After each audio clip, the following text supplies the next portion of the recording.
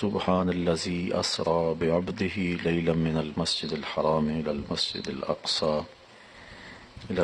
الأقصى الذي باركنا حوله لنريه من آياتنا إنه هو السميع البصير صدق الله مولانا العظيم وصدق رسوله النبي الكريم الرؤوف الرحيم اللهم نور قلوبنا بالقرآن وزين أخلاقنا بالقرآن وادخلنا الجنة بالقرآن ونجنا من النار بالقرآن.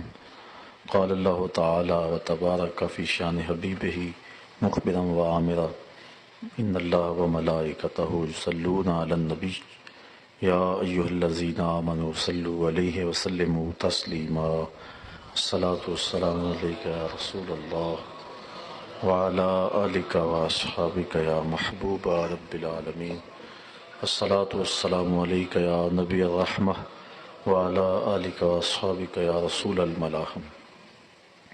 تمام حمد و ثنا، تعریف و توصیف اللہ جل مجدہ الکریم کی ذات بابرکات کے لیے جو خالق کائنات بھی ہے اور مالک شش-جہات بھی۔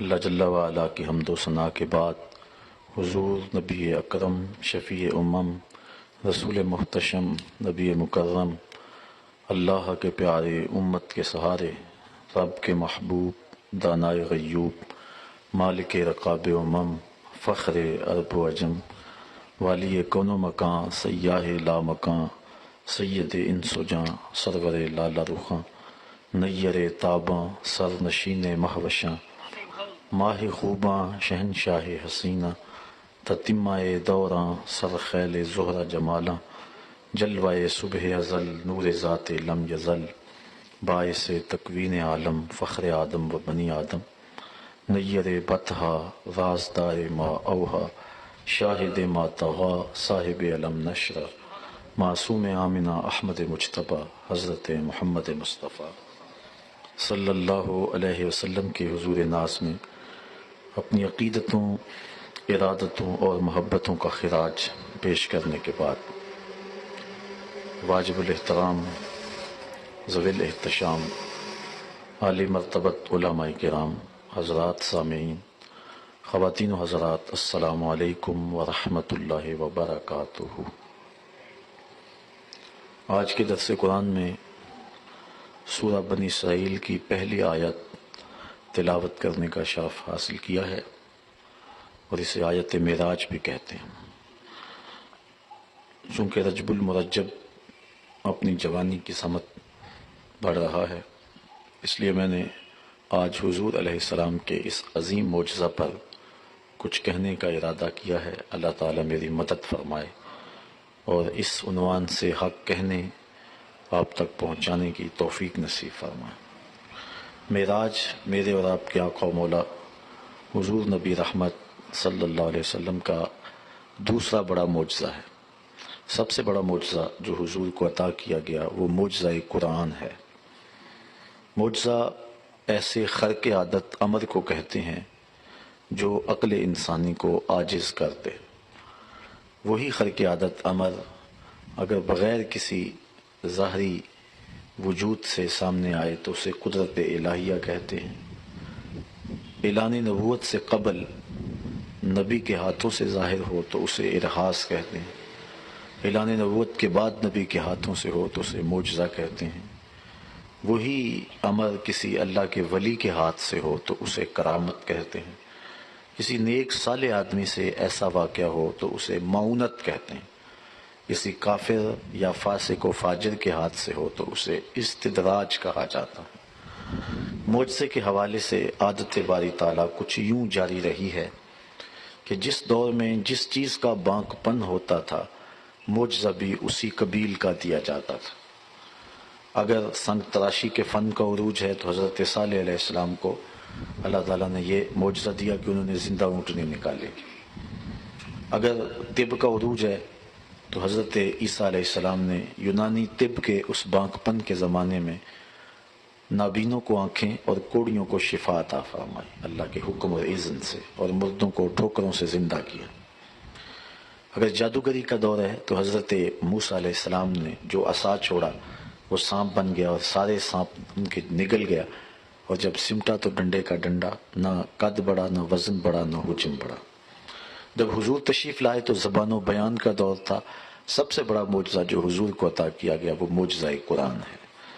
پھر کہا گیا لاؤ اس کی مثل ایک سورت بھی لا کے دکھاؤ۔ انہوں نے زور لگا لیا لیکن قرآن کا مقابلہ نہ کر سکے۔ تیرے سامنے یوں دبے لچے فصحا عرب کے بڑے بڑے، کوئی جانے کہ منہ میں زبان نہیں بلکہ جسم میں جان نہیں۔ تو جس دور میں جس چیز کا عروج اور بانک پن ہوا، نبی کا معجزہ اسی قبیل کا تھا۔ لیکن حضور کا دور مختصر دور تو نہیں ہے، قیامت تک دور حضور کا دور ہی ہے۔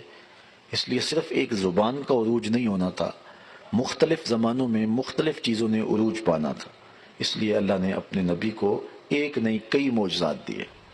پھر ہر دور کی اٹھان دیکھ لیں اور نبی علیہ السلام کے معجزات کی فہرست دیکھ لیں، آپ کو ہر دور کے فخر کا سر توڑتا ہوا کوئی نہ کوئی معجزہ ضرور نظر آئے گا۔ لیکن دو دور حضور کے انتہائی اہم تھے۔ ایک جب تشریف لائے، زبان و بیان کا عروج تھا، قرآن دیا گیا۔ ایک قرب قیامت کا دور، انسان نے سائنسی ترقی کرنی تھی، اپالو کے ذریعے چاند پر جانے کی باتیں کرنی تھی، مریخ پہ سفر کی تیاریاں ہونی تھی۔ دوسرا بڑا معجزہ معراج دیا کہ سائنسدان الٹی چھلانگیں بھی لگاتے پھریں، وہاں ان کا تصور بھی نہیں جا سکتا جہاں میرے نبی کے قدم چلے گئے۔ کوئی حد ہے ان کے عروج کی، بلغ العلا بکمال ہے۔ آج پتہ نہیں ہو گیا کیا کہ لوگ ترازو گاڑ کے میرے نبی کو تولنے بیٹھ گئے۔ اس کو تول رہے ہیں جو تولا نہیں جا سکتا، اس کو ناپ رہے ہیں جسے ناپا نہیں جا سکتا۔ ان بلندیوں تک پہنچے جہاں کا تصور بھی نہیں ہو سکتا۔ ابو الحسن رفاعی ایک بزرگ ہوئے ہیں، کہتے ہیں میں نے روحانی طور پہ پرواز کی، حتی سعادت تو فی الفوقانیات، یہاں تک کہ بہت اونچا چلا گیا۔ وہاں جا کر کے میں نے دیکھا کہ آواز آئی، اے ابو الحسن رفاعی کدھر آ رہے؟ تو میں نے کہا مالک معراج کی رات جس عرش پہ محبوب کے قدم آئے تھے میں اس کی تلاش میں نکلا ہوں۔ تو آواز آئی ارجع لا وصول لک، ابو الحسن پلٹ جاؤ، تم کروڑوں سال بھی پرواز کرو، جس عرش کی چھاتی پہ محبوب کے قدم آئے ہیں وہاں تمہارا خیال بھی نہیں پہنچ سکتا۔ جس نبی کے قدم اتنے اونچے ہیں اس نبی کا سر کتنا اونچا ہو۔ کوئی حد ہے ان کے عروج کی، بلغ العلا بکمالہ، وہ بلندیاں نصیب ہوئیں کہ تصور بھی نہیں ہو سکتا۔ تو معراج میرے اور آپ کے آقا و مولا کا دوسرا بڑا معجزہ ہے۔ چونکہ یہ ایک ایسا معجزہ ہے کہ عقل انسانی معترض ہوتی، کیسے ہوا، ایک جسم کیسے چلا گیا، اتنا طویل فاصلہ چند لمحوں میں کیسے طے ہوا، یہ عجائب قدرت کیسے دیکھے، کیسے ہوا، عقل نے بات کرنی تھی۔ تو اللہ تعالیٰ جل شانہ نے فرمایا سبحان الذی اسریٰ بعبدہ، پاک ہے وہ ذات۔ حضرت طلحہ سے روایت ہے، تسبیح یعنی سبحان کا معنی تنزیہہ عن کل سوء، اس کا معنی ہے اللہ ہر نقص، ہر کمی، ہر کجی سے پاک ہے۔ تو وہ دعویٰ کرتا ہے کہ میں لے کے آؤں۔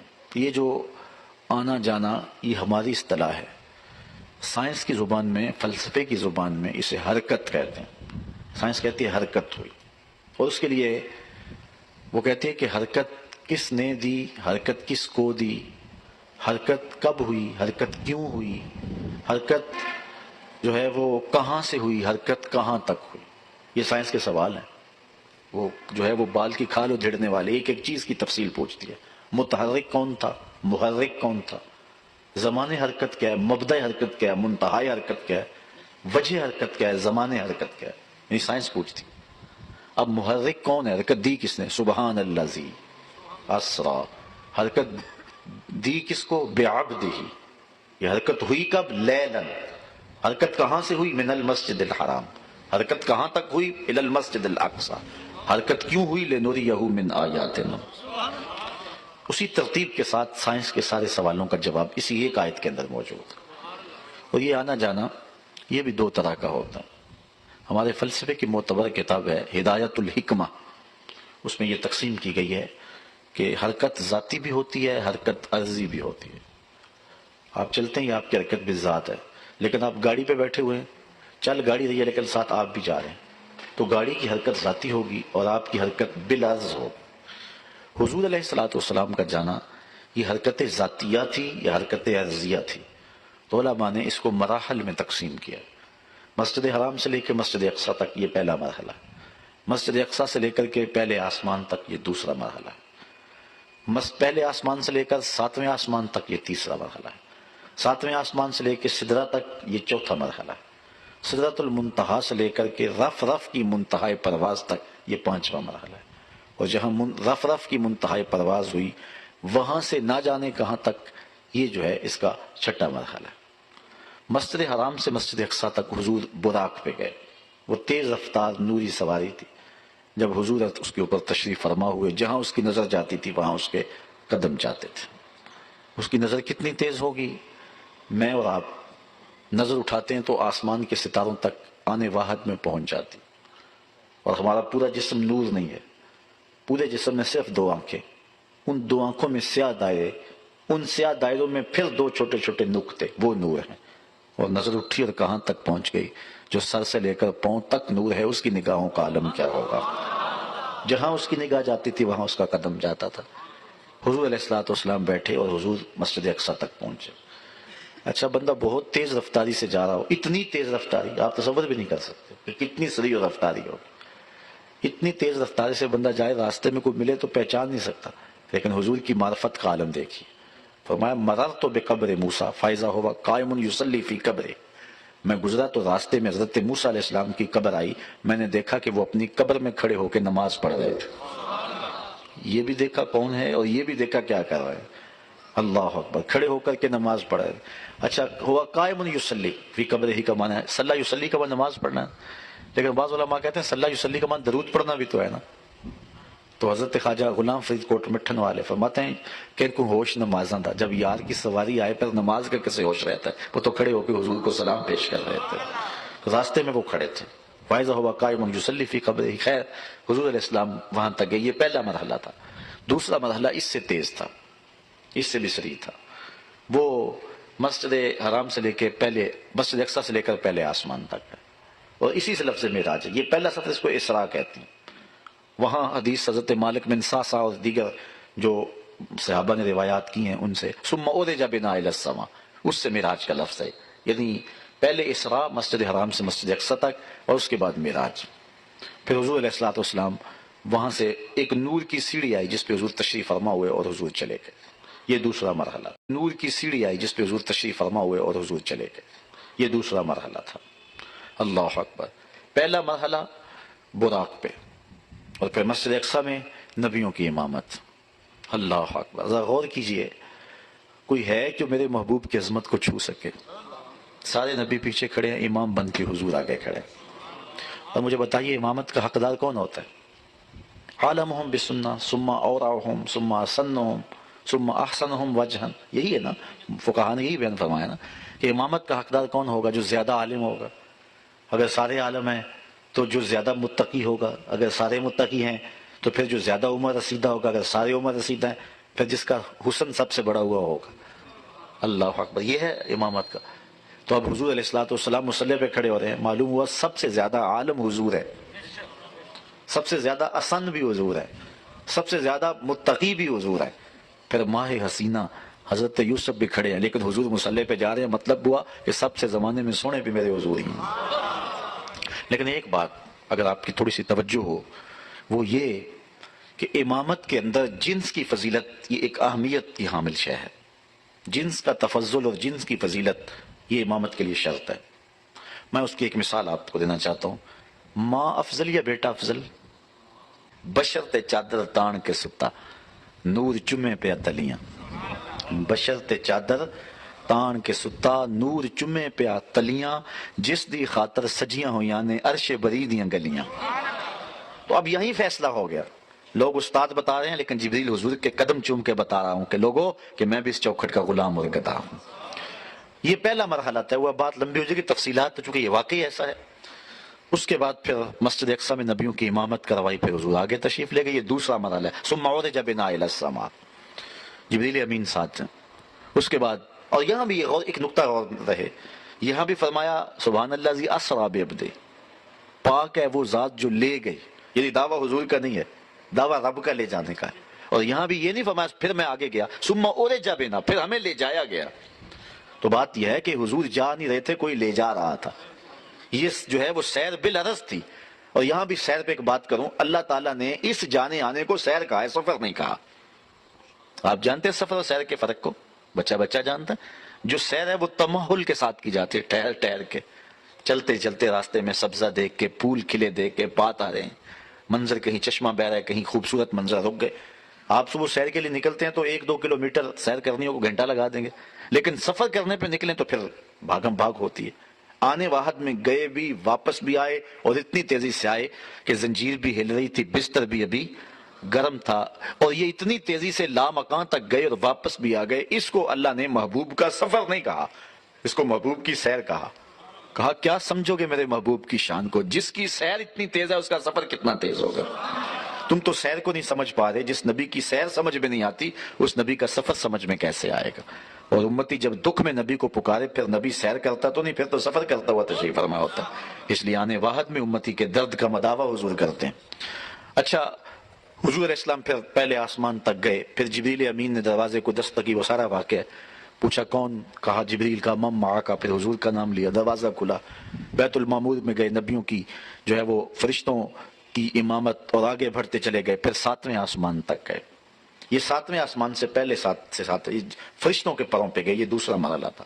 پہلا مرحلہ مسجد حرام سے مسجد اقصی تک، یہ بھی سیر بالعرض کا تھا۔ میں نے سفر کی 2 قسمیں سیر کی، حرکت کی 2 قسمیں ہدایت الحکمت کے حوالے سے آپ کے سامنے رکھی ہیں، بالعرض اور بالذات۔ یہ بالعرض جو ہے وہ حرکت کی اقسام ہے۔ مسجد حرام سے مسجد اقصی تک براق پہ گئے، مسجد اقصی سے پہلے آسمان تک نور کی سیڑھی پہ گئے، یہ براق سے بھی تیز تھا۔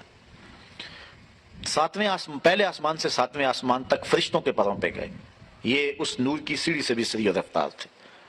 پھر 7ویں آسمان سے سدرۃ المنتہا تک جبریل امین کے پروں پہ گئے، یہ اس سے بھی سریع سفر تھا۔ جب سدرہ پہ پہنچے تو جبریل نے ہاتھ باندھ دیے، لو دنو تو خطوۃ لا ترکت، کہ آگے اقبال بھی آگے بڑھوں تو جل کے راکھ ہو جاتا ہوں، آگے میں نہیں جا سکتا۔ بدو گفت سارا بیت الحرام، اے حامل وہی برتر حرام، جو در دوستی مخلصم یافتی، انانم ز صحبت چرا تافتی۔ کہا جب میں اتنی دور سے تجھے ساتھ لے آ رہا ہوں تو اب تم راستہ کیوں چھوڑ رہے ہو؟ تو کہا کہ میں آگے اقبال بھی بڑھوں تو جل کے راکھ ہو جاتا ہوں۔ کوئی فلک تیرا یار گیا، کوئی جا سدرہ تے ہار گیا، ایک کالیاں زلفاں والا سی جڑا عرش تو بھی لنگ پار گیا۔ جبریل امین بھی یہاں رک گئے۔ اللہ نور بشر دا جھگڑا چلیا تے سدرہ تے جا کے گل مک گئی۔ سدرہ تے جا کے نوریوں کا سردار بھی پیچھے، بشر بھی سارے پیچھے، جو آگے جا رہا ہے اس کی شان کو کون جانا۔ یہاں مجھے خطیب الاسلام صاحبزادہ سید فیض الحسن شاہ رحمۃ اللہ تعالی علیہ یاد آئے، بڑی کمال کی بات کہا کرتے تھے۔ فرمایا کرتے تھے تو نے حلیمہ کی بکریوں کے پیچھے پیچھے تو دیکھا ہے، سدرہ پر جبریل کے آگے آگے نہیں دیکھا۔ اور اقبال کہتا ہے تو نے یوسف کو کنویں میں دیکھا تو کیا دیکھا، تو نے یوسف کو کنویں میں دیکھا تو کیا دیکھا، ارے نادان جو مطلق تھا مقید کر دیا تم نے۔ تو ابھی تک کنویں میں دیکھ رہا ہے، اور وہ تو تخت مصر کا بادشاہ بھی بنا ہوا ہے اور تاج بھی پہن چکا ہے۔ اس لیے اپنی اپنی نظر کی بات ہے، تو دیکھنے والوں نے تو جب دیکھا تو کہا نہیں، اس کی عظمتوں کو کوئی چھو ہی نہیں سکتا۔ اور سادی بولے بالغ العلا بکمالہ کشف الدجی بجمالہ حسنت جمیع خصالہ، پھر بے ساختہ بولے صلو علیہ وآلہ۔ اب جبریل بھی پیچھے رہ گئے، یہ مرحلہ بھی سیر بالعرض کا تھا۔ اب حضور سدرہ سے آگے بڑھے، آگے ایک نوری سبز تخت آیا جسے رف رف کا نام دیا گیا، حدیث میں اس کا ذکر آتا ہے رف رف کے نام سے۔ اور پھر وہ کہاں تک گیا؟ اللہ اکبر، اعلیٰ حضرت سے پوچھئے، فرماتے ہیں رف رف تیرا فر فر گیا۔ اگر کوئی شاعر بیٹھا ہو یہاں تو وہ بڑا لطف لے، اس کو کہتے ہیں صنعت تقلیب، قلب کرنا، یہ دل کو بھی قلب اس لیے کہتا ہے یہ بدلتا رہتا ہے، پل پل بدلتا رہتا ہے، گاہے خندہ گاہے گریاں، کبھی کچھ کبھی کچھ۔ تو صنعت تقلیب یہ لفظ کو الٹ پلٹ کر دیں، رف رف کو الٹ کریں تو فر فر بنتا ہے۔ وہ استاد میر درد نے کہا تھا نا، میں ہوں لفظ درد، جس پہلو سے دیکھو درد ہوں۔ درد ایک ایسا لفظ ہے، سیدھے سے پڑھو تب بھی درد، الٹا پڑھو تب بھی درد، درد درد ہی رہتا ہے، چاہے الٹے ہو جاؤ چاہے سیدھے ہو جاؤ، تو درد درد ہی ہوتا ہے۔ لیکن رف رف کو الٹ پڑھے، ادھر سے پڑھے تو بنتا ہے فر فر۔ تو اعلیٰ حضرت نے یہاں صنعت تقلیب استعمال کیا، رف رف تیرا فر فر گیا، پا ہفتمی گو ہر گیا، ساتوں فلک طے کر گیا، کیا بتائیں کیا کر گیا۔ اور پھر ایک موقع آیا، یہ اعلیٰ حضرت کی روح سے فیض لے کے کہہ رہا ہوں، یہ لفظ جو کہنے لگا ہوں، ایک موقع آیا کہ رف رف کی بھی بس بس ہو گئی، اب رف رف بھی آگے جا نہیں سکتا۔ اب حضور علیہ السلام کا ذاتی سفر شروع ہونے لگا، حضور کی اب رفتار ذاتی اب آغاز ہونے لگا۔ مسجد حرام سے لے کر مسجد اقصی تک یہ جو مرحلہ تھا یہ بھی بالعرض تھا، مسجد اقصی سے پہلے آسمان تک دوسرا مرحلہ یہ بھی بالعرض تھا۔ مسجد پہلے آسمان سے 7ویں آسمان تک کا مرحلہ یہ بھی بلرز تھا، 7ویں آسمان سے سدرہ تک کا مرحلہ یہ بھی بلرز تھا، اور سدرہ سے لے کر رف جہاں تک پہنچا یہ 5واں مرحلہ یہ بھی بلرز تھا۔ اب 6واں مرحلہ جو ہے یہ اب حضور کی رفتار دیکھیے۔ حضور فرماتے ہیں کہ جب رف کی منتہائی پرواز آ گئی تو میں رک گیا، ٹھہر گیا، آواز آئی ادنو منی، محبوب آگے بڑھیے، بڑا محمد کری ہو احمد، قریب آ سرور ممجد، اعلی حضرت قصیدہ معراجیہ، بڑا محمد کری ہو احمد، قریب آ سرور ممجد، نثار جاؤں وہ کیا ندا تھی، وہ کیا سما تھا، وہ کیا مزے تھے۔ یہ آواز آ رہی ہے کہ حضور آگے بڑھیے۔ حضور فرماتے ہیں میں ڈرتے ڈرتے، جھجکتے، کیوں؟ جلال و حیبت کا سامنا تھا، جمال و رحمت ابھارتے تھے، چونکہ اللہ کے حضور ابد جا رہے تھے نا۔ یہ جو لوگ کہتے ہیں کہ حضور جو ہے وہ سنے جوڑے عرشوں پہ چلے گئے، اعلیٰ حضرت نے اس کی تردید کی، یہ نہیں کہنا چاہیے، چونکہ ادب کا تقاضا ہے۔ آپ اگر آتے ہیں مسجد میں تو نالین نہیں اتار لیتے، جوتے نہیں اتار لیتے؟ کیا حضور سے تصور کرتے ہیں کہ اللہ کے حضور جا رہے ہیں یوں جا رہے ہیں؟ حضور نالین اتار لیے تھے۔ تو حضور علیہ الصلوۃ والسلام آگے گئے ادب کے تقاضوں میں، تو حضور علیہ الصلوۃ والسلام جو ہے وہ قدم اٹھائے آگے، ڈرتے جھجکتے، لیکن رحمتیں ابھار رہی تھی۔ فرمایا کہ میں نے ایک قدم اٹھایا، پھر فاصلہ کتنا طے ہوا؟ مسجد حرام سے لے کے مسجد اقصیٰ تک، مسجد اقصیٰ سے لے کر پہلے آسمان تک، پہلے آسمان سے 7ویں آسمان تک، 7ویں آسمان سے سدرہ تک، سدرہ سے رف جہاں تک پہنچا تھا۔ ان 5 مرحلوں میں کل جتنا ٹوٹل سفر طے ہوا تھا، فرمایا ایک قدم میں اتنا فاصلہ طے ہو گیا۔ یہ ہے حضور کی رفتار کا عالم، یہ ہے حضور کی سیر کا عالم۔ یہ ابھی سیر کی کیفیت ہے، سفر ہو تو کیفیت کیا ہوگی؟ فرمایا کہ ایک قدم میں اتنا فاصلہ طے ہو گیا۔ پھر میں رک گیا، پھر آواز آئی کہ بڑا اے محمد ادنو منی یا احمد، پیارے اور نیڑے آ جا۔ حضور فرماتے ہیں پھر میں نے دوسرا قدم اٹھایا، پہلے قدم سے لے کر کے سدرہ سے مسجد حرام سے لے کر کے پہلے قدم تک جتنا فاصلہ 5 مرحلوں میں طے ہوا، ایک قدم میں فاصلہ طے ہوا۔ اب ایک قدم کا یہ فاصلہ بھی شامل کر کے اور پچھلے 5 مرحلوں کا فاصلہ بھی طے کر کے ان کل 6 مراحل میں جتنا فاصلہ طے ہوا تھا، دوسرے قدم میں اتنا فاصلہ پھر طے ہو گیا۔ پھر تیسرا قدم اٹھایا تو جتنا کل پیچھے فاصلہ طے ہوا تھا 2 قدموں سمیت، تیسرے قدم میں صرف ایک قدم میں اتنا فاصلہ طے ہو گیا۔ یہ آواز آتی رہی، قدم بڑھتے رہے، حتیٰ کہ 70,000 مرتبہ آواز آئی اور قدم اٹھتے رہے۔ پھر کہاں تک پہنچے؟ اللہ اکبر! خدا فرما رہا ثم دنا فتدلی فکان قاب قوسین او ادنی، پھر وہ قریب ہوا، پھر وہ بھی اس کے قریب ہوا۔ کتنا قریب ہوئے؟ اللہ تعالیٰ ارشاد فرماتا ہے کہ جس طرح 2 کمانوں کا فاصلہ ہوتا ہے، جس طرح 2 کمانوں کا آپس میں فاصلہ ہوتا ہے، ایسا فاصلہ ہوا۔ حضرت علامہ جلال الدین سیوطی نے تفسیر جلالین میں فرمایا، آپ فرماتے ہیں کہ یہ سمجھانے کے لیے ہے، یہ تفہیم کے لیے ہے، ورنہ اللہ تعالیٰ نے آگے جا کے فرمایا او ادنا، یہ تمہیں سمجھانے کے لیے فاصلہ بتا رہے ہیں، لیکن فاصلہ تو اور کم رہ گیا تھا، اور زیادہ قریب ہو گئے تھے۔ اب کتنے قریب ہوئے یہاں مجال نہیں ہے۔ اللہ اکبر! خرد سے کہہ دو کہ سر جھکا لے، خرد سے کہہ دو کہ سر جھکا لے، گما سے گزرے گزرنے والے، یہاں خود پڑے ہیں جہت کو لالے، کوئی کیا بتائے کدھر گئے تھے، سراغ عین و متا کہاں تھا، نشان کیف و الا کہاں تھا، نہ کوئی ساتھی نہ کوئی راہی، نہ سنگ منزل نہ مرحلے تھے، کمان امکان کے جھوٹے نقطوں تم اول و آخر کے پیر میں ہو، محیط کی چال سے تو پوچھو کدھر کو آئے کدھر گئے تھے۔ وہی ہے اول، وہی ہے آخر، وہی ہے ظاہر، وہی ہے باطن، اسی کے جلوے اسی کو ملنے، اسی سے اس کی طرف گئے تھے، کمان حیرت میں سر جھکائے عجیب چکر میں دائے رہتے۔ اب کوئی بتائے تو کیا بتائے؟ علامہ جلال الدین سیوطی علیہ رحمہ فرماتے ہیں یہ جو 2 کمانوں کا کہا گیا نا، یہ سمجھانے کے لیے کہا گیا۔ عرب میں رواج یہ ہوتا تھا کہ جب 2 سردار آپس میں صلح کا معاہدہ کرتے تو اس معاہدے کو لوگوں کے سامنے کس طرح رکھتے؟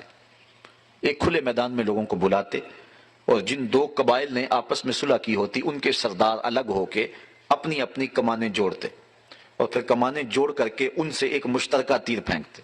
یہ عرب میں رواج تھا، اور یہ اس بات کا اعلان ہوتا کہ ہم 2 قبائل آپس میں صلح کر چکے ہیں، اب ہماری کمانیں اگرچہ 2 ہیں لیکن ہمیں چھیڑنا نہ، ہمارا تیر اب ایک ہی ہے۔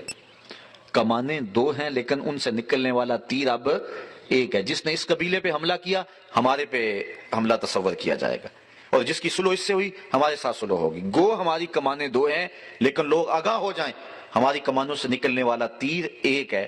تو حضرت امام جلال الدین سیوطی فرماتے ہیں جس طرح عرب کمانیں جوڑ کر کے اپنی محبت کا اعلان کرتے تھے، گویا اللہ نے فرمایا قرب اتنا ہوا کہ اے اہل عرب، جس طرح تم گویا اللہ نے فرمایا قرب اتنا ہوا کہ اے اہل عرب جس طرح تم کمانے جوڑتے ہو نا، آج ہم نے بھی کمانے جوڑ لی ہیں۔ اس لیے اللہ اس کے رسول کے دشمن الگ الگ نہیں ہے۔ جس نے جو ہے وہ رسول پہ گالی دی، رسول پہ حملہ کیا، وہ اللہ پہ حملہ تصور ہوگا۔ اس لیے اللہ کے محبوب علیہ الصلوۃ والسلام نے جب جنگ کے موقع پہ ہاتھوں کے اندر کنکریاں لی اور شاہت الوجوہ اللہم ارعب قلوبہم وزلزل اقدامہم، حضور نے کنکر پھینکے، رب نے کیا کہا؟ وما رمیت اذ رمیت ولکن اللہ رما، محبوب یہ جو کنکر تو نے پھینکے یہ تو نے تو نہیں پھینکے، یہ تو میں نے پھینکے ہیں۔ اس لیے کہ کمانے اگرچہ دو ہیں لیکن نکلنے والا تیر اب ایک ہی ہوگا۔ یہاں بڑی خوبصورت بات تمہارے بزرگ فرمایا کرتے تھے کہ اللہ اور اس کے رسول کی ذات ایک نہیں۔ اگر کوئی کہے گا کہ ذات ایک ہے تو کافر ہو جائے گا، یہ ہمارا عقیدہ ہے، دو لفظوں میں سمجھ لیں۔ اللہ اور اس کے رسول کی ذات ایک، وہ کہتے ہیں اللہ کے رسول کی ذات ایک نہیں مگر بات ایک ہی ہے۔ ذاتیں دو ہیں لیکن باتیں دو نہیں ہیں۔ بس اس نقطے کو یہاں سمجھایا گیا کہ ایسا قرب ہوا کہ جس طرح تم دو کمانے جوڑتے ہو۔ اور یہاں اعلیٰ حضرت نے یہ جو میں نے آپ کے سامنے اشعار پڑھے ہیں، کمانے ہے، آپ جو فرماتے ہیں کہ کمانے امکان کے جھوٹے نقطوں تم اول و آخر کے پھیر میں ہو۔ آپ نے کمان کو دوسرے انداز سے بیان کیا۔ آپ کہتے ہیں ایک ہے کمانے الوہیت اور ایک ہے کمانے رسالت۔ تو جب دو کمانے ملی نا تو اس طرح دائرہ بن گیا۔ کمان نصف دائرے کو کہتے ہیں نا، یہ اشکال ہے ریاضی کی، خط، مثلث، مربع، مستطیل، دائرہ، یہ سارے اشکال ہیں۔ تو اعلیٰ حضرت شکل بیان فرماتے ہیں، تو کہتے ہیں کہ یہ جب دو کمانیں جڑی، نصف دائرہ کمان ہوتی ہے، دو کمانیں جڑی تو کیا بن گیا؟ دائرہ بن گیا۔ اچھا آپ جانتے ہیں کہ جو خط ہوتا ہے یہ دو نقطوں کو ملائیں تو خط بن جاتا ہے۔ الف بے، دو نقطوں کو جوڑیں کیا بن گیا؟ خط۔ مثلث بنائیں الف بے جیم، ان کو جوڑیں آپس میں تو مثلث بن گیا۔ مربع اور مستطیل کیا ہے؟ الف بے جیم دال۔ نقطوں کو جوڑتے جائیں، یہ انتہا ہے، یہ آغاز ہے۔ یہاں سے شروع ہوا یہ خط یہاں ختم ہو گیا، یہاں سے شروع ہوا یہاں ختم ہو گیا، یہاں سے شروع ہوا یہاں ختم ہو گیا۔ یہ میرا میز سامنے جو پڑا ہوا ہے یہ مستطیل شکل میں، الف بے جیم دال کہہ لیں۔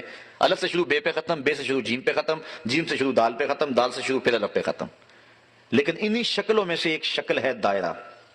جب دائرہ بن جائے تو پتہ ہی نہیں چلتا شروع کہاں سے ہوا ختم کہاں ہو رہا ہے، چونکہ دائرے پر الف بے جیم دال نقطے، اور اگر کوئی لگائے تو وہ جھوٹے ہوتے ہیں۔ اعلیٰ حضرت فرماتے ہیں سمجھنے والوں سمجھ جاؤ، فَكَانَ قَابَ قَوْسَيْنِ، اللہ فرماتا ہے کہ جب یہ بن گیا دائرہ تو تم اب بھی میرے نبی کی حدیں تلاش کرتے پھرتے ہو۔ کمان امکان کے جھوٹے نقطوں تم اول و آخر کے پھیر میں ہو۔ محیط کی، محیط عربی میں دائرے کو کہتے ہیں، محیط کی چال سے تو پوچھو کدھر کو آئے کدھر گئے تھے، کوئی حد ہے ان کے عروج کی، بلغ العلا بکمالہ فاوحی الی عبدہ ما اوحی، پھر اس نے اپنے بندہ خاص سے کچھ راز کی باتیں کی۔ فاوحی، وہی کہتے ہیں اشارت الخفیہ السریہ، چپکے سے کسی کے کان میں کوئی بات کہہ دینا کہ دوسرا سن نہ پائے، اس کو کہتے ہیں وحی۔ تو اس نے اپنے بندے سے کوئی راز کی بات کی، فاوحی، اس نے وحی کی، فاوحی، اس نے وحی کی الی عبدہ، اپنے بندے کو۔ یہ معراج کا نقطہ عروج ہے نا، کس لیے بلایا، کیا کہا؟ یہاں بھی ملاقات ہوتی ہے تو آپ دیکھتے ہیں کہ بات کیا ہوئی، تو اللہ تعالیٰ اس کو بیان فرما، فاوحی، پھر اس نے کلام کیا اپنے بندے سے۔ سارے کان کھڑے ہو گئے، سارے لوگ جو ہیں وہ متوجہ ہیں کہ سنیں کیا کہا۔ آگے فرمایا ما اوحا، تمہیں کیا لگے جو مرضی کہا، اس کو مبہم رکھا، بیان نہیں کیا۔ فاوحا، یہاں تک بیان کیا، اس نے وحی کی الی عبدہ، اپنے بندے کی طرف، بندہ خاص کی طرف۔ سارے کان کھڑے ہو گئے، کیا وحی کی؟ کہا ما اوحا، جو بھی کی، جا کرنے والا جانے یا سننے والا جانے، تمہیں کیا لگے، تم اتنا جانو کہ اس نے اپنے بندے کو کچھ عطا کیا، کچھ دیا، اس نے اپنے بندے کو کچھ وحی کی۔ اور علماء فرماتے ہیں 70,000 اسرار تھے، 70,000 حکایات تھیں، اور جو ہے وہ 70,000 جو ہیں وہ احکام تھے جو اللہ تعالیٰ نے اپنے محبوب علیہ الصلوۃ والسلام کو، 70,000 رموز، 70,000 اسرار اور 70,000 جو ہیں وہ حکایات جو اللہ نے اپنے محبوب کے سینے میں ودیت کی۔ اچھا ام المومنین سیدہ عائشہ رضی اللہ تعالیٰ عنہا سے ایک روایت ہے، فوائد الفوائد شریف میں ہے، کہتے ہیں ایک دن حضور علیہ السلام کا دریا رحمت جوش میں آ گیا، مجھے کہا عائشہ جو مانگنا ہے مانگ لو، جو مانگنا ہے مانگ لو۔ میں نے عرض کی حضور اگر اجازت ہو تو اپنے باپ سے مشورہ نہ کر لوں، دریائے رحمت جوش میں ہے اور کہا جو مانگنا ہے مانگ لو، موقع بڑا اہم ہاتھ میں آیا ہے، تو اگر آپ اجازت دیں تو اپنے والد حضرت ابوبکر صدیق سے مشورہ نہ کر لوں؟ کہا جاؤ ان سے پوچھ لو۔ حاضر ہوئی، دریائے رحمت جوش میں، محبوب نے فرمایا کہ عائشہ جو مانگنا ہے مانگ لو، مجھے بتایا جائے کہ میں حضور سے کیا مانگوں۔ فرمایا عائشہ حضور سے عرض کرنا کہ معراج کی قربت خاص میں اللہ نے آپ سے کوئی راز کی باتیں کی تھی، تو ان باتوں میں سے کوئی ایک بات بتا دیں۔ مانگا بھی تو علم مانگا اور کہا عائشہ سنو میرے سے وعدہ کرو جو حضور بتائیں مجھے بھی آ کے بتانا. کہا ٹھیک. حاضر ہوئی. حضور نے فرمایا عائشہ مشورہ ہو گیا؟ جی حضور ہو گیا. کہا بتاؤ پھر کیا مانگتی ہو؟ کہا حضور معراج کی قربت خاص میں جب آپ گئے تھے تو اللہ نے آپ سے کوئی کلام فرمایا تھا؟ کہا جی. تو حضرت عائشہ رضی اللہ تعالیٰ نے عرض کی حضور پھر ان باتوں میں سے ایک بات مجھے بتا دیں. حضور مسکرا پڑے. اس بات پہ بھی مسکرائے ہوں گے کہ میرے یار غار کا انتخاب کیسا ہے، اور اس بات پہ بھی مسکرائے ہوں گے کہ اگر راز کی بات بتا دوں پھر راز تو نہ رہا، لیکن خود ہی پہلے وعدہ کیا تھا جو مانگو گے دوں گا. تو حضرت عائشہ نے عرض کی حضور مجھے ان باتوں میں سے ایک بات بتا دے. تو حضور فرمایا عائشہ سنو پھر جب میں قربت خاص میں پہنچا میرے رب نے مجھ سے جو خاص باتیں کی ان میں سے ایک بات یہ کہ اے محبوب آپ کی امت میں سے اگر کوئی شخص کسی شخص کا ٹوٹا ہوا دل جوڑ دے گا میرے اوپر لازم ہے بغیر حساب کے جنت عطا کروں گا.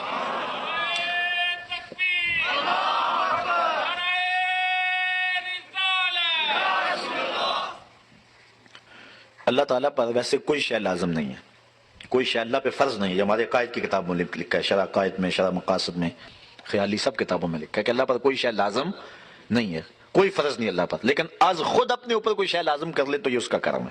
تو کہا یہ بات میں اپنے اوپر فرض کر لی ہے، لازم کر لی ہے کہ جو شخص کسی شخص کا ٹوٹا ہوا دل جوڑ دے بغیر حساب کے اسے جنت عطا کروں گا. ام المومنین بہت خوش ہوئی کہ بسا اوقات کسی شکستہ دل کی بات سن لیتے ہیں، کسی کا دکھڑا ہی بیٹھ کے سن لینا کبھی تو اس کو تسکین ہو جاتی ہے، کسی کی مدد کر دیتے ہیں، کسی کے کام آ جاتے ہیں، کسی کو مصیبت سے نکال دیتے ہیں. یہ تو بخشش کا بہانہ مل گیا. اپنے والد گرامی کے پاس حاضر ہوئی. کہا ہاں عائشہ حضور سے پوچھا؟ جی پوچھا. کیا بتایا حضور نے؟ تو کہا کہ حضور نے یہ بات کہی. ام المومنین بہت خوش تھی، لیکن سیدنا صدیق اکبر نے جب سنا تو زاروں کے تار رونا شروع کر دیا. ابا جی یہ بات رونے والی تو نہیں، بسا اوقات دکھیوں کے ہم کام آ جاتے ہیں، پریشان حالوں کی دل کی جو ہے وہ شکستگی دور کر دیتے ہیں، یہ تو بخشش کا بہانہ ہاتھ آ گیا. کہا عائشہ اسے معکوس بھی پڑھو، تصویر کا دوسرا رخ بھی دیکھو. اگر کوئی کسی کا ٹوٹا ہوا دل جوڑ دے بغیر حساب کے جنت میں جائے گا، اور اگر کوئی کسی کا دل توڑ بیٹھے تو پھر تو سیدھا جہنم میں جائے گا. اس لیے میں ڈرتا ہوں کہ ہم سے کسی کا دل نہ ٹوٹ گیا. آج کے معراج النبی کے موضوع پہ ہونے والے اس اجتماع سے یہ درس لے کر گھروں میں پلٹنا، ہو سکے تو کسی کا دل جوڑ دینا لیکن کسی کے دل کی شکستگی کا سامان نہ بننا. میرے اور آپ کے آقا و مولا نے تو یہاں تک احتیاط فرمایا اپنے گوشت کی خوشبو سے ہمسائے کو تکلیف نہ دو. یا تو تھوڑا سا پانی زیادہ ڈال لو اور شوربے کی پیالی غریب ہمسائے کے گھر بھی بھیج دو. اور اگر یہ نہیں کر سکتے تو ایسے زاویے اور ایسے وقت میں کھانا پکاؤ جب ہمسائے کے بچے سو چکے ہوں. چونکہ بچے اٹھ کے ضد کر بیٹھے اور ماں باپ سے انہوں نے مطالبہ کر لیا، غریب ماں باپ استطاعت نہیں رکھتے، تو بتاؤ ان بچوں کے دکھ کا علاج کس کے پاس ہوگا؟ وہ کیا کسی نے کہا نا دوپہر کو سلا دیتی ہے بچوں کو وہ اس ڈر سے گلی میں پھر کھلونے بیچنے والا نہ آ جائے. لیکن ہم نے ان لوگوں کے درد کو کبھی سمجھا؟ عید کے دن بھی بیوہ کا یتیم بچہ آلو چھولے بیچنے پہ مجبور ہوتا ہے. کبھی بسوں کے اوپر چھوٹے چھوٹے بچے پانی بیچتے اور کنڈکٹروں کے دھکے کھاتے ہوئے دیکھیں. یہ بچوں کے سکول جانے کا زمانہ ہے لیکن ہمارا معاشرہ بے درد ہو چکا ہے. تو ہمیں کسی کا دل نہ توڑنا، کسی کے دل کی شکستگی کا سامان نہ بنا. جوڑ سکتے ہو تو کسی کا دل جوڑ دینا، کسی کی شکستگی کو دور کر سکتے ہو تو یہ ایک بہت بڑی نیکی ہے، اور یہ بندے کو کہاں کی کہاں پہنچا دیتی ہے. میرے اور آپ کے آقا و مولا کی مجلس لگی ہوئی تھی. ایک شخص سے کونے سے اٹھا، عرض کی حضور میرا بچہ گم ہے اور مل نہیں رہا، دعا کریں مل جائے. قبل اس سے کہ حضور دعا کے لیے ہاتھ اٹھاتے مجلس کے دوسرے کونے میں ایک شخص بیٹھا تھا. عرض کی حضور میں ابھی فلاں باغ کے قریب سے گزر کے آیا ہوں، میں نے بچوں کے ساتھ اس کے بیٹے کو کھیلتے ہوئے دیکھا ہے. باپ نے سنا تو دوڑ لگا دی. آقا فرمائے سے بلایا گیا. بہت جلدی ہے میاں؟ جی حضور آپ جانتے ہیں باپ کے جذبات کیا ہوتے ہیں. بچے کی ماں لگ تڑپ رہی ہے، ممتا کی ماری ہوئی ماں کو بھی قرار دینا چاہتا ہوں اور بچے کو دیکھ کے خود بھی آنکھوں کی تسکین کا سامان کرنا چاہتا ہوں. فرمایا ضرور جاؤ، تمہیں روکتا نہیں، لیکن ایک بات میری یاد رکھنا، جب باغ کے کنارے جاؤ بچوں کو کھیلتا ہوا دیکھو، اپنے بچے کو بھی پالو تو بچے کو بیٹا کہہ کے آواز نہ دینا، نام لے کے پکارنا. حرض کی بیٹا کہہ کے پکاروں تو حرج بھی کیا ہے، آخر میرا بیٹا ہی تو ہے.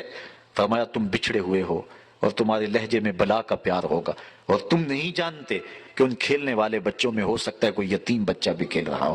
اور جب تم اپنے بچے کو بیٹا کہہ کے پکارو گے اس کا دل چھدے گا، کلیجہ زخمی ہوگا. آج میرا باپ ہوتا تو مجھے بھی بیٹا کہہ کے پکارتا. یہ اسلام کا مزاج ہے. بیوہ کے سامنے اپنی بیوی سے پیار نہ کرو، غریب کے سامنے اپنی دولت کی نمائش نہ کرو.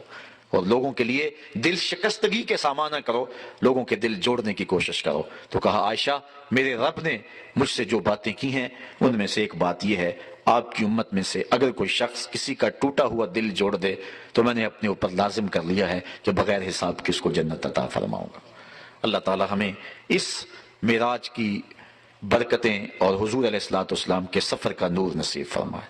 معراج کا ایک اور تحفہ جو خاص طور پہ حضور علیہ الصلوۃ والسلام لے کر کے آئے، چونکہ یہاں سبحان اللہ زیاسرا بے عبد ہی ہے نا، یہاں عبدیت کا لفظ استعمال کیا گیا ہے۔ ملا جیون جو کہ اورنگزیب عالمگیر کے بھی استاد ہیں، انہوں نے تفسیرات احمدیہ میں لکھا ہے کہ یہاں عبد ہی کا جو لفظ استعمال کیا ہے، یہ لفظ جو ہے وہ کیوں استعمال کیا گیا ہے؟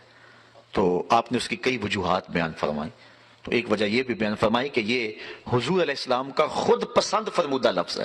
وہ کس طرح کہ جب معراج کی خلوت خاص میں پہنچے تو جس طرح حضرت عائشہ سے حضور نے پوچھا نا کہ عائشہ جو مانگتی ہے میں دوں، تو اللہ تعالیٰ نے کہا بما اشرفک یا احمد، اے پیارے محبوب میرے پاس آیا، بتا تجھے کس چیز سے نوازوں، تجھے کس چیز سے نوازوں۔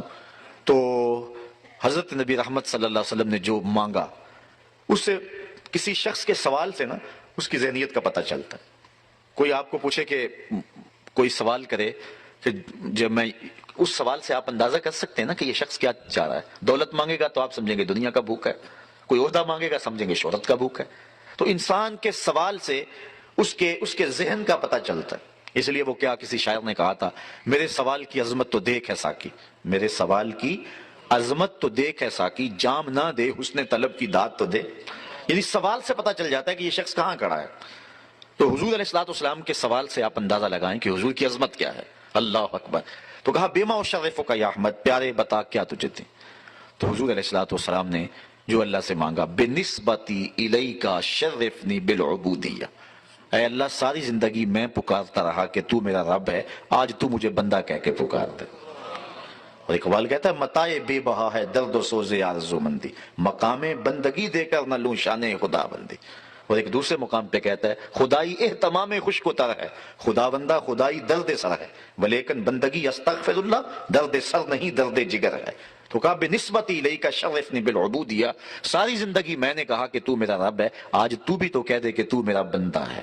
تو اللہ تعالیٰ نے معراج میں محبوب علیہ الصلوۃ والسلام کے لیے جو لفظ استعمال کیا سبحان اللہ یسرا بعبدہ، اور وہاں سورہ نجم میں بھی فاوحی الی عبدہ ما اوحی، یہ حضور کا اپنا پسند کیا ہوا ہے۔ اور پھر عبدیت کی عملی اظہار کے لیے 50 نمازیں فرض کی گئیں۔ حضور خوشی خوشی 50 نمازیں لے کر کے آئے۔ راستے میں حضرت موسیٰ علیہ السلام سے ملاقات ہوئی، انہوں نے کہا انی بلوت بنی اسرائیل، میں امت کا تجربہ رکھتا ہوں، یہ 50 نہیں پڑھ سکیں گے۔ حضور اللہ کی بارگاہ میں جائیے اور تخفیف کی درخواست کیجیے۔ حضور گئے، جا کے عرض کی، اللہ تعالیٰ جل شانہ نے 5 نمازیں معاف کر دی۔ آئے کہا 45 ہو گئے، کہا پھر جائیے۔ علماء سے سنتے رہتے ہیں کہ 9 مرتبہ گئے حتیٰ کہ 5 رہ گئے۔ حضرت موسیٰ علیہ السلام نے عرض کی کہ حضور ایک بار اور چاہیے، فرمایا مجھے اپنے رب سے حیا آتی۔ اب 5 نمازیں میری امت اتنی نکمی تو نہیں ہے کہ 5 بھی نہ پڑھیں گے، حضور نے تو توقع کی ہے، لیکن امت ثابت کرنے کی کوشش کرے کہ ہم واقعی نکم ہیں۔ صبح چڑیاں بھی اپنے گھونسلوں سے نکل کے، شراط الارض بھی اپنی بلوں سے نکل کے اللہ اللہ پکار رہے ہوتے ہیں۔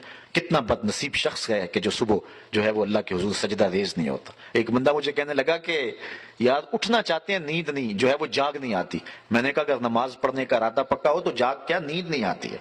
اگر عزم مصمم ہو، کچہری جانا ہو تو تاریخ ہو تو جاگ آ جاتی، منڈی جانا ہو سبزی منڈی تو جاگ آ جاتی۔ یہ بہانے ہیں سارے۔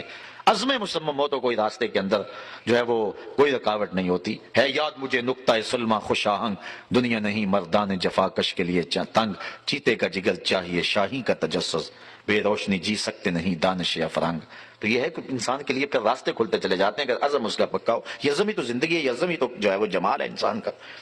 تو 50 نمازوں سے 5 نمازیں رہ گئی۔ اب یہاں پہلے ایک بات عرض کرنا چاہوں گا، کیا اللہ کو پتہ نہیں تھا کہ بالآخر 5 نمازیں رہ جانی؟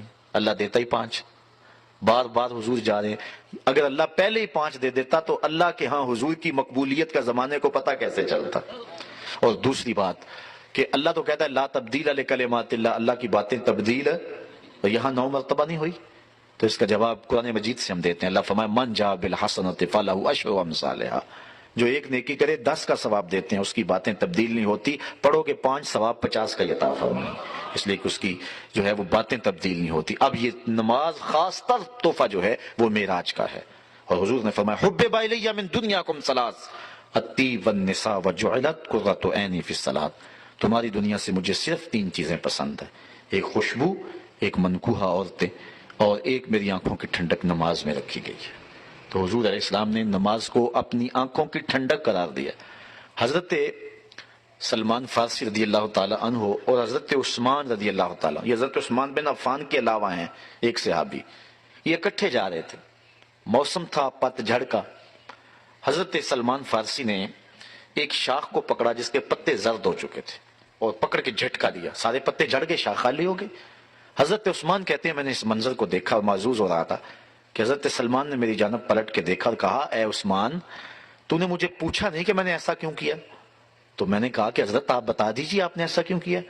تو حضرت سلمان کہنے لگے کہ میں حضور کے ساتھ جا رہا تھا، راستے میں ایسا ایک درخت آیا، اس پہ زرد پتے تھے، حضور نے اس کو پکڑ کے جھٹکا دیا، سارے پتے گر گئے، میں دیکھ کے محظوظ ہو رہا تھا، حضور نے مجھے یہی سوال کیا، کہا اے سلمان تو نے مجھے پوچھا نہیں کہ میں نے ایسا کیوں کیا؟ میں نے عرض کی حضور آپ ارشاد کر دیں۔ فرمایا سلمان جس طرح میں نے شاخ کو جنبش دی اور اس پر کوئی پتا باقی نہیں رہا، جب بندہ نماز کے لیے کھڑا ہوتا ہے بدن پہ کوئی گناہ باقی نہیں رہتا، سارے گناہ جھڑ جاتے ہیں۔ اور ایک روایت میں آتا ہے جب بندہ نماز کے لیے کھڑا ہوتا ہے تو اللہ کے فرشتے عرض کرتے ہیں اے اللہ یہ تیرا بندہ تیرے حضور کھڑا ہونے لگا ہے، تو اس کے بدن کے جو گناہ ہیں وہ اتار کے ایک سائڈ پہ رکھ دیتے ہیں تاکہ یہ تیرے حضور پاک صاف ہو کے کھڑا ہو۔ تو فرشتے اس کے سارے گناہ اتار کے اللہ کے حکم سے ایک طرف ڈھیر لگا دیتے ہیں اور وہ پاک صاف ہو کے نماز پڑھتا رہتا ہے۔ سلام پھیر کے جب جانے لگتا ہے اللہ تعالیٰ کے فرشتے عرض کرتے ہیں یا اللہ وہ جو گناہ اس کے بدن سے اتارے تھے آپ فارغ ہو گئے، اب دوبارہ اس کے بدن سے لگا دیں۔ اللہ ارشاد فرماتا ہے فرشتوں اتار دیے تھے اب اترے ہی رہنے دو اور میرے بندے کو پاک صاف ہو کے گھر جانے دو۔ تو یہ نماز، پنج گانا، یہ معراج کا تحفہ خاص ہے۔ تو یہ 2 چیزیں خاص طور پہ پلے باندھ کر کے لے جو آج کل ہر بندے کے قمیض میں 2 جیبیں تو کم از کم ہوتی ہیں، ایک اس جیب میں ڈال لو ایک اس جیب میں ڈال لو۔ ایک تو آج کے بعد جو مرضی ہو جائے نماز ترک نہیں کرنی ہے، اور دوسرا یہ عزم کر کے جاؤ کہ کسی کی دل شکست